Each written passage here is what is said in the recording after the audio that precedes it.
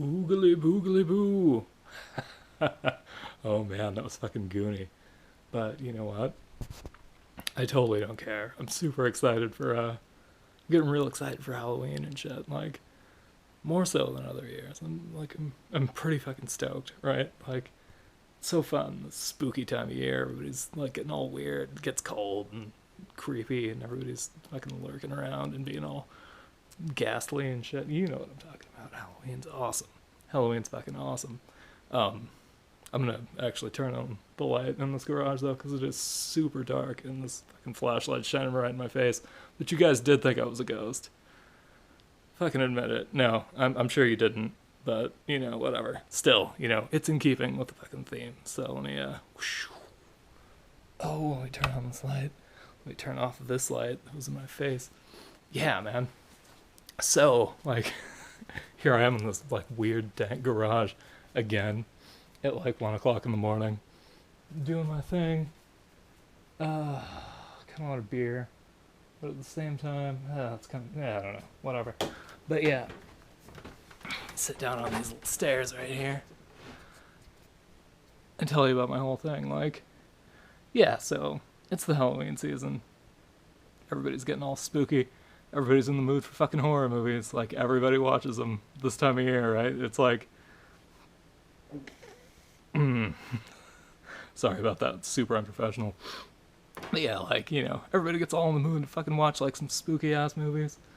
You know what I mean? So I figured I'd get a little, like, kind of mini series rolling with a few suggestions of, like, maybe kind of lesser known, like, movies that I really like and I think are, like, actually pretty classic. And, you know, they'll totally brighten up your whole Halloween season with, like, creepy shit and, like, you know, good cinema. So yeah, man, I'm calling it a fortnight of terror because because I was gonna start it October 1st and it was gonna be like a full month of like film suggestions, but there's just like crazy freaking technical difficulties and all this weird bullshit that happened. So now it's a fortnight. It's 2 weeks, which is actually it's kind of better because like it's, you know, nobody wants to get burned out on like a holiday. It's like really easy to do. Like people do it with Christmas like crazy.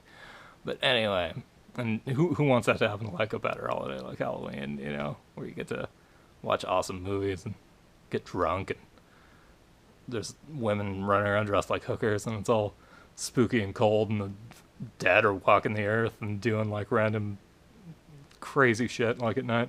You know what I'm talking about. Halloween time. It's awesome. Best holiday ever. But yeah, okay, so for my first film of the Fortnight of Terror, right? I'd like to talk about a little film from 1999, directed by Antonia Bird.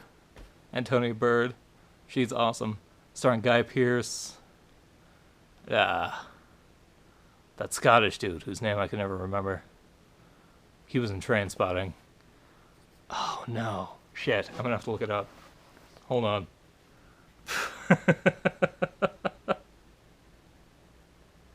Why can't I remember his name? Right when I started talking, Robert Carlyle. I didn't even have to look it up. Robert Carlyle's in it. It's a little film called Ravenous, and it's fucking awesome. This is probably one of my favorite horror movies of all time, and it's so weirdly underappreciated. Like, not a lot of people know about it. And it's weird because it's like been on streaming services. It's been on streaming services for like a long fucking time. Since like, I think about like last year, around this time, got out on Netflix and Hulu. I think Amazon Prime as well. You know, and it's just kind of been there like rotting and like, you know, like nobody fucking watches this movie. Like even like film professors that I had like in during my degree, like I had no idea this movie was around. It's fucking awesome. It's like one of the coolest things ever. So take note, all those who are excited about like women in cinema, female directors too. Antonia Bird is awesome. I've only seen 2 of her movies because she's only got like 4 because she did a lot of TV and then she like died, right? She died at like 62. It sucks. But there's one called The Face, and that's like an awesome bank robber movie, and I've seen that. That one's also got Carlisle. And there's one, and this one, Ravenous, which is even fucking better. It's super cool. So here's what it is, right? All right, so during the Mexican-American War, okay, which is awesome because it's like nobody ever sets their movies during the Mexican-American War. It's right. It's such like a weird, like obscure kind of history thing. Like nobody like it was a big deal, you know, in United States history and shit like that. But like nobody really cares about it or talks about it. Like any movie set during the Mexican American War is going to be about the Mexican American War, except Ravenous, right? Right, Ravenous is about something entirely different. So this guy, right, Guy Peirce's character, he's in the Mexican American War and he's like in this battle, and like his like regiment or whatever like get their ass like handed to him right by the Mexican army, and he pretends to be dead and he like hangs out in this just like this cart full of like bleeding like crazy bodies and stuff, and like he's all injured and shit and like sick and he's like all weak, you know, and he's super afraid of like dying, of course, right? Mexican American War, I wouldn't want to fuck around either, but yeah, like he he gets under all these bodies and like their blood like drips down into his mouth and it makes him like super strong and crazy, and he just goes and like captures like an entire like fucking like army of like Mexicans. Right, so and he's like all weirded out by it, of course, you know, like he's got like a whole ton of PTSD and shit. He turns into a vegetarian because he can't stand like kind of like animal parts like in his mouth anymore, and like he becomes like a hero because he captured this outpost and shit, but like at the same time they fucking like all his superiors actually hate him and they think he's like a coward, and they're super mad at him but they can't do anything about it. So they're like one day they're like, okay, you're everybody loves you because of this one thing, but fuck off to the, you know, the California territory and live in this fort like in the mountains where it's all snowy and shitty because we secretly hate you but we can't do anything about you. So they send him the fuck out there, and he like gets embroiled with this awesome cast of characters that man this fort during the winter. There's like, oh man, the dude who's Lydia's dad in Beetlejuice is in it. He's like one of the guys, and David Arquette is in it, who's awesome. A lot of people don't like David Arquette, but I do. If you give him the right role, he's fucking spot on. He's cool.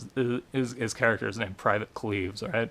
And he's just like this weird, like fur trapping, freaking like army dude who like just he doesn't do anything but like freaking like smoke pot and like eat like hallucinogenic plants with this like his like Native American friend like in a sweat lodge together, like, and they just do a bunch of weird shit, and that's awesome. I love those guys. And there's like a whole bunch of other people too. There's like a chaplain and like there's like a guy, there's like a doctor who's always drunk and shit, and there's like one guy who's just like an intense fucking like crazy soldier who's awesome.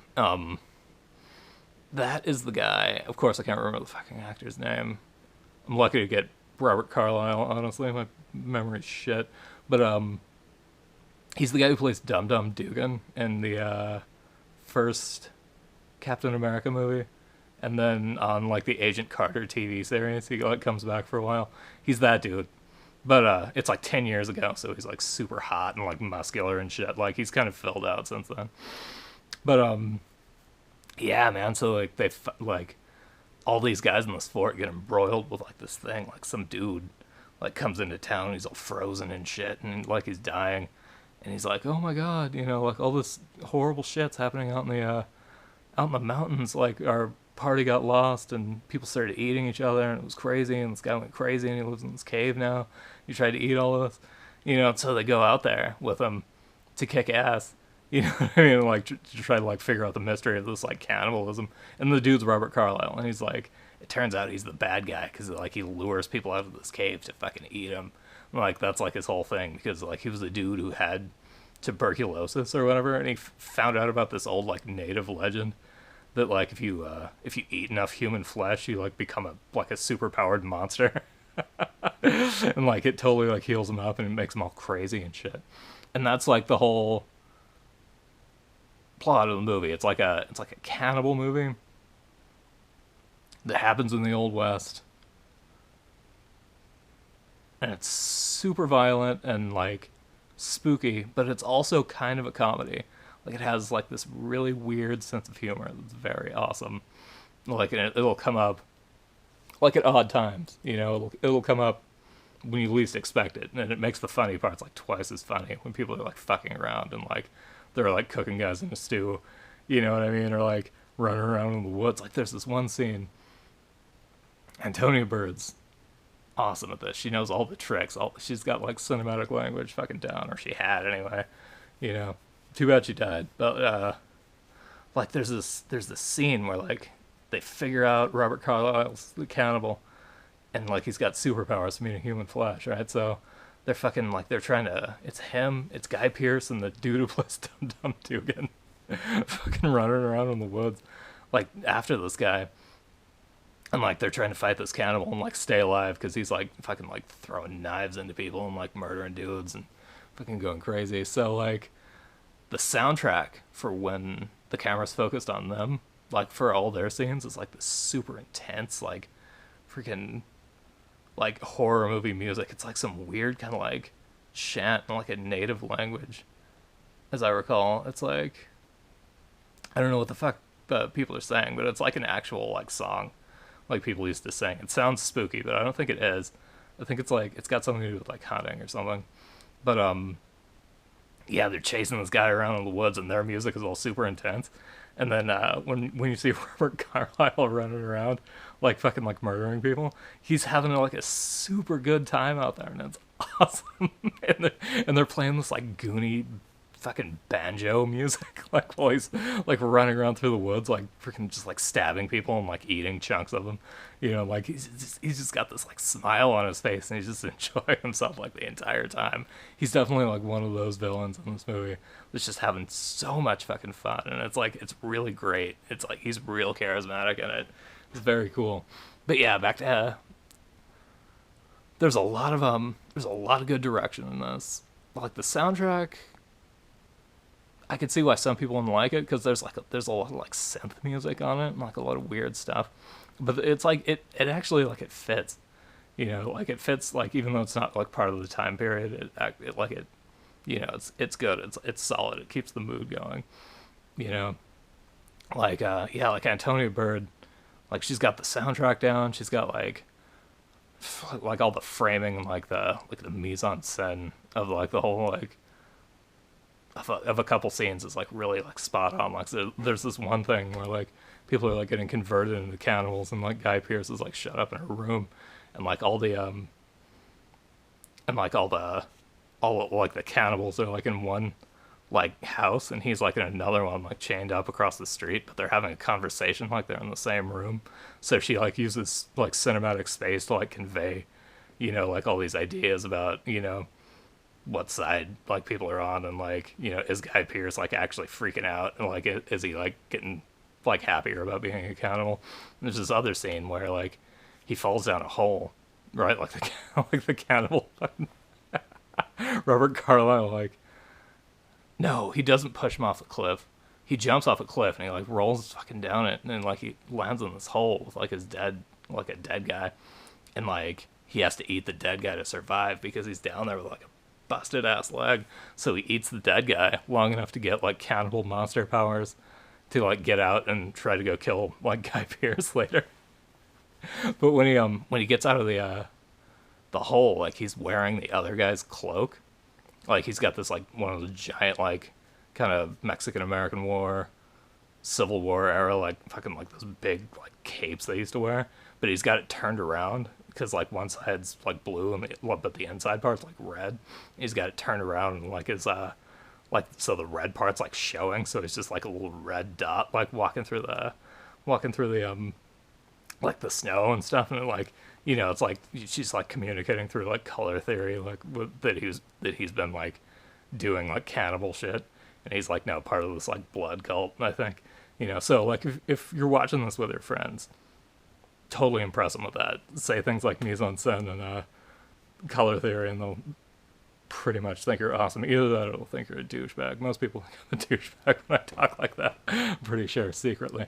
But yeah, there's a whole lot of shit like that in the movie if you just look for it. There's like a lot of juxtaposition between like meat that you're supposed to eat and meat that you're not supposed to eat, like beef and like humans.